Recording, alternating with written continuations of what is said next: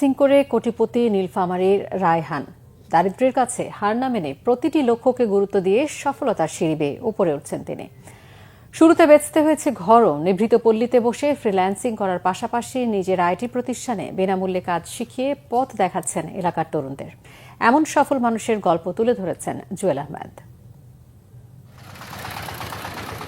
গ্রামীণ মেঠোপথে লাল রঙের ছুটে চলা গাড়িতে অফিস করেন নীলফামারীর কিশোরগঞ্জের পাড়েরহাট গ্রামের ফ্রিল্যান্সার রায়হান। উষ্ণ স্বাগত জানান সহকর্মীরা। রায়হানের সফলতার গল্পটা সহজ ছিল না।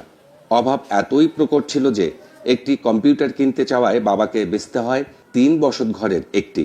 মা বিক্রি করেছেন ছাগল।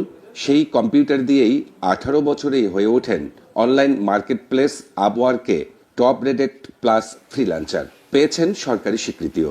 বাড়ি গাড়ি গরুর খামার সবই করেছেন রায়হান মিয়া। যেখানে খেরিঘর ছিল সে জায়গায় আমাদের গ্রামের বাড়িতে এখন বিল্ডিং করতে পেরেছি এই ফ্রিল্যান্সিং এর অর্থ দিয়ে, এবং আল্লাহ তাআলার অশেষ রহমত পরিবারকে চালানোর পাশাপাশি আমি আমার এই যে একটা সাদিয়াটি প্ল্যাটফর্ম এই জায়গাটা পারচেজ করে এখানে আমার অফিস খামার আমার ফ্যামিলির সকল সদস্যকে থাকা খাওয়ার ব্যবস্থা করে দেওয়া, এটা আমার জন্য একটা গর্বের।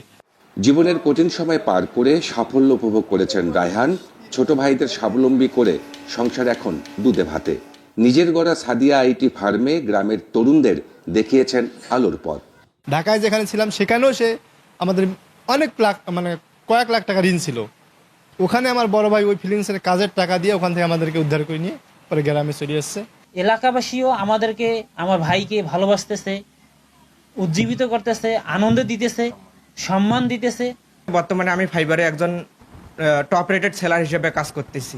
ফ্রিল্যান্সার জগতে এসে মূলত আমার ইনকাম প্রায় $1000 বা এরকম কাছাকাছি হয়।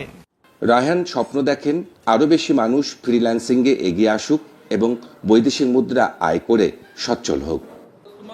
জুয়েল আহমেদ, বাংলা ভিশন, কিশোরগঞ্জ, নীলফামারী।